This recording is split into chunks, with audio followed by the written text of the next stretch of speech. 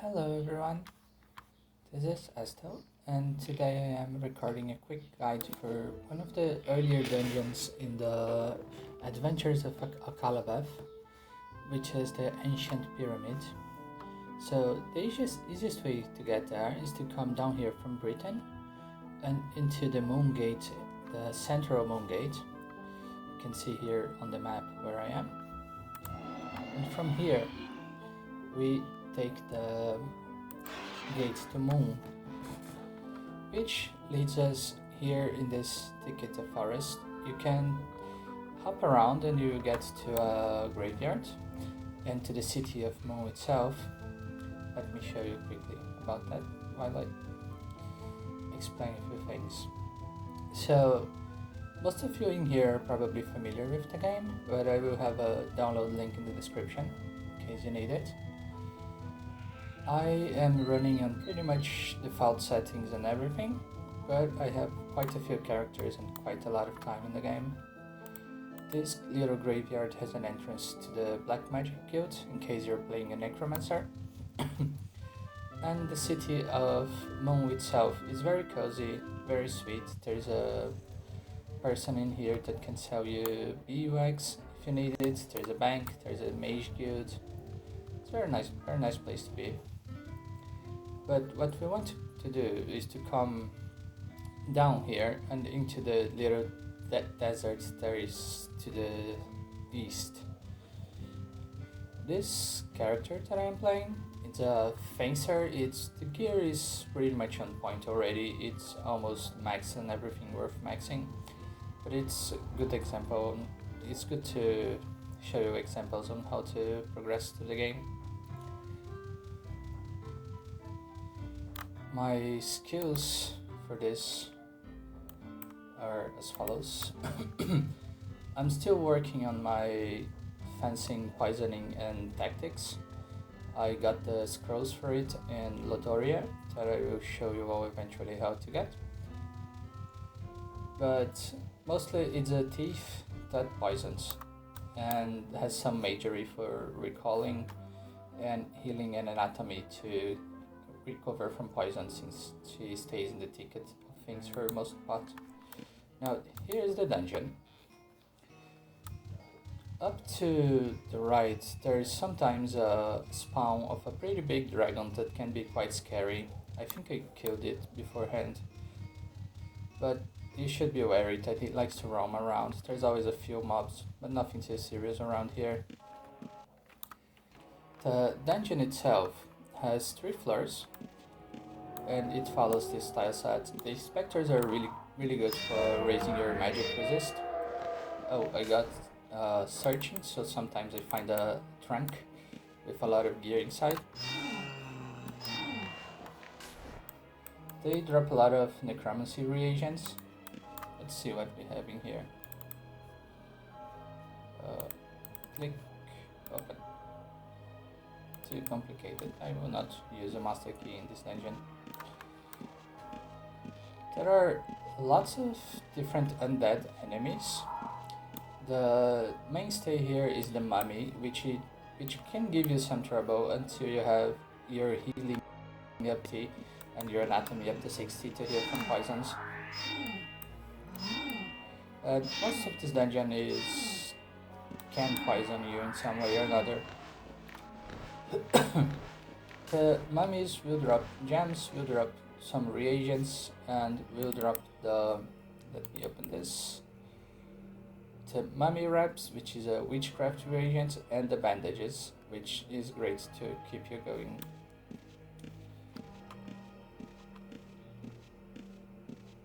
There are quite a few traps in here as well, so be wary of those if you don't have the remove trap skill. I am using a poison weapon with area of effect, which is a poison hang or something.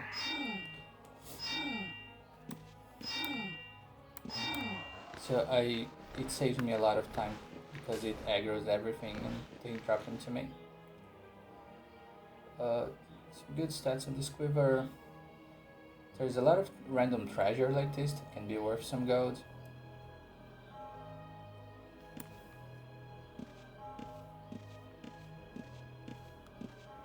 And the main reason to come to this place, for me at least, is because there's a very close to the entrance, there's one of these boxes. If you are a thief, you can make a lot of money out of those, or even get some artifacts and decorations.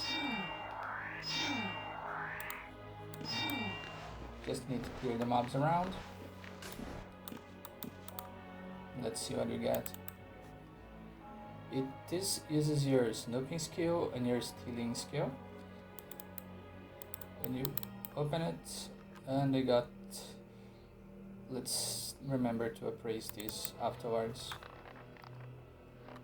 Some quest stuff and 2.5k gold, which is great. Now, for the most part, on the first floor you have some low level undead and the mummies. They are very easy to deal with. There are loads of adventurers and chests and things to find scattered around the first floor. And since the mobs on this floor always come by themselves, it's easy to kite them around and get your bearings until you're comfortable with it. On the second floor, you start seeing mobs coming in pairs. I like to deal with the mummies first because they can mortal wound you, which prevents healing. In here we have the knights, which are a much stronger version of the skeletons.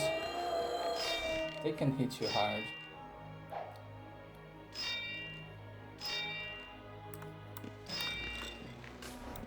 They also drop a lot of plate mayo. Here you can just make a run through the second row and then up and get right into the final floor. But let's explore a bit more. So you see my character turn yellow. It means Saraya is mortally wounded for a little bit, which prevents me from healing, which can be a problem if there are many of them around. I'm skipping out of these boxes. But, oh, see here? Those things are very dangerous. They can teleport you away. They can screw up your karma. If you're using chivalry, you can be blocked from using chivalry until you recover them. They can destroy your jewelry. So it's really worth considering adding searching and remove trap for your build if you have the points. On this, I don't remember. I don't think that there's anything in here aside from our vases.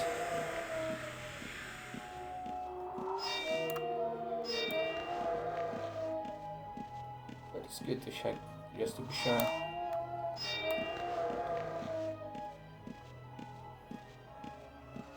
What's up here? Another mummy.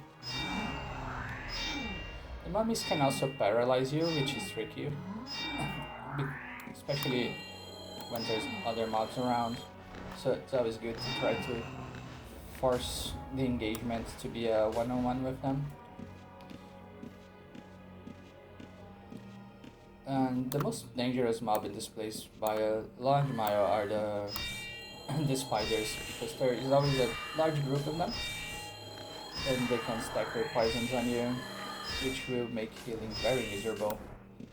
My resists are almost kept. My poison resist is maxed because my fencing weapon gives me a lot of poison resists.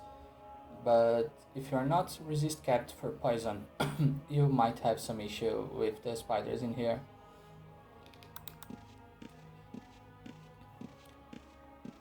Skeletal mages and specters are really good for raising your magic resistance because they cast a lot of low level spells on you. Let's go this way.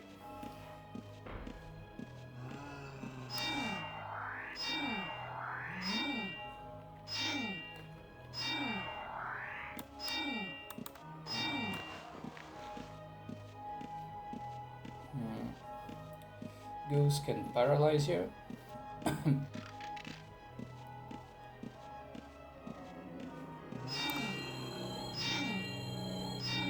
So So my character is a bit stronger, so there isn't much of a problem in running away like this. But if your character isn't good and he doesn't have good defenses yet, you might want to take it much slower.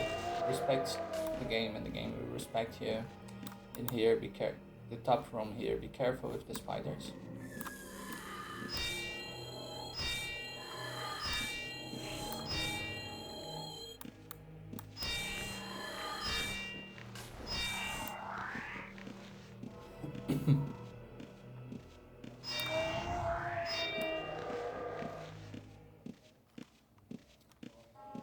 Go all the way up. There's a few rooms that we could go directly to the stairs to the third level, but let's check a bit on the bit below here and show you some of the interesting mobs that this place has.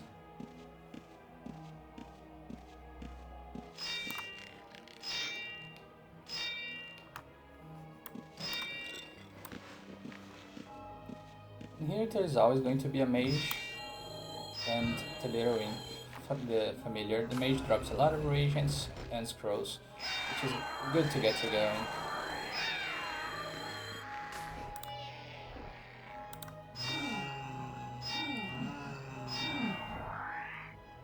See, I was paralyzed.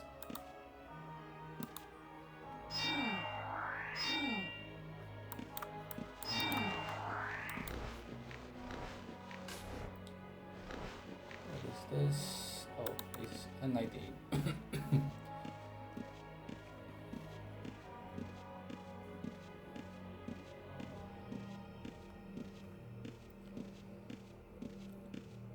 And here we just got a few more enemies. So let's go to the third level.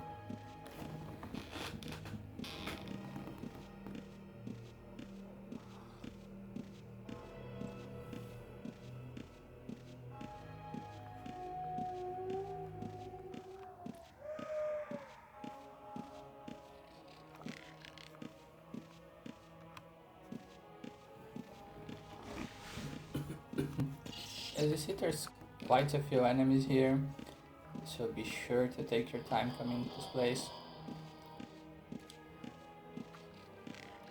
Third level has a few very interesting things. Mostly, oh, lots of gold. Don't mind if I do. There's this gigantic portal in there.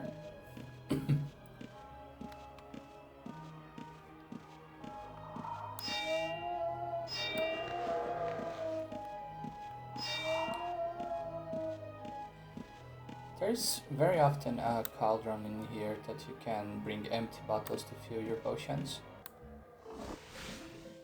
This cauldron leads you to another land that you can use. If you have a boat, then you can travel around.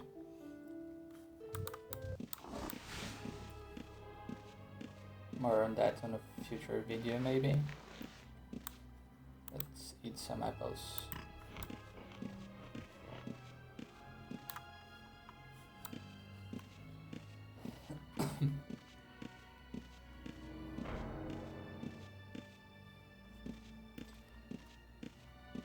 But as you can see, it's nothing too fancy. This is one of the normal dungeons, which is what you're supposed to be clearing after you're done with the newbie dungeons. In here there is another bag that can give you a nice item or a lot of gold.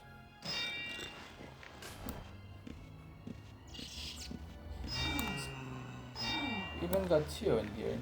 Haven't seen that happening in a long time.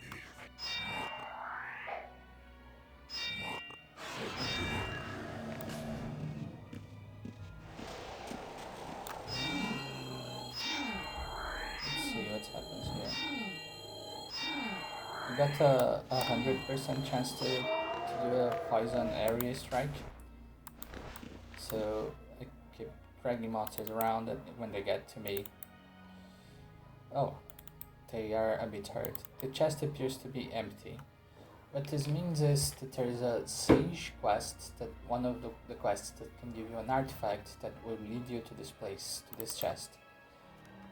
I don't have that quest active at the moment, so we'll just leave it be.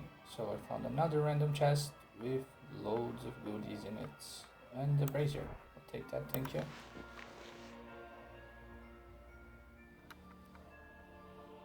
Zen Rock Garden. It's another piece of decoration. Loads of books. And a really nice earring. 10 points in animal learn, 12 in provocation. I'll take it. Just double checking.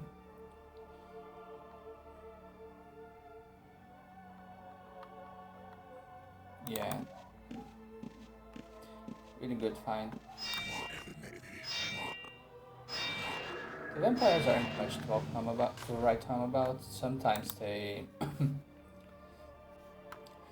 they transform into bats or other things if they're a bit stronger, so you have to kill them twice. The game really likes to give me gender change potions for some reason. Well,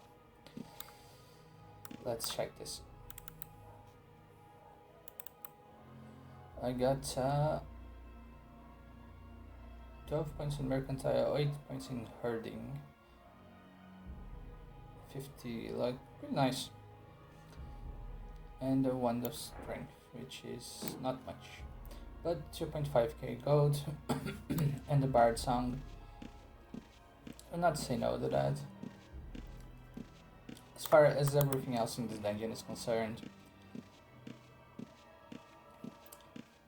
it's very easy, very simple, good place to get your skills from 60 to 100 if you're getting started, if your character is starting to get good in combat.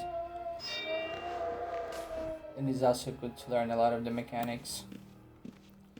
I don't have item ID, I don't have mercantile or arms lore on this character, so I just don't care very much about the ID stuff. Unless it comes from one of those bags that I steal, then I'll take it to an NPC and ID it for me.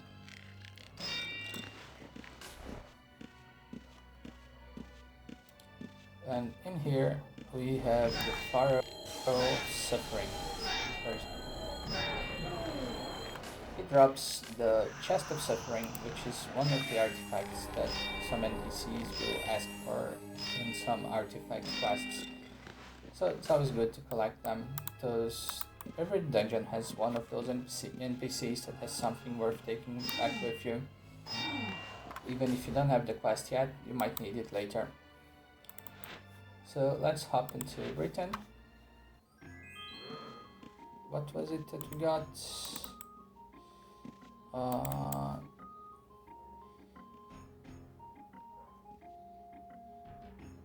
it isn't an artifact, it's just a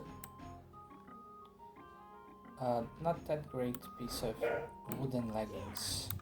Oh, anyway. Oh, my other character was killed by a blistering gargoyle. This is it for this short video. Hope you enjoyed it. Hope you have fun in Akalabeth. Bye bye.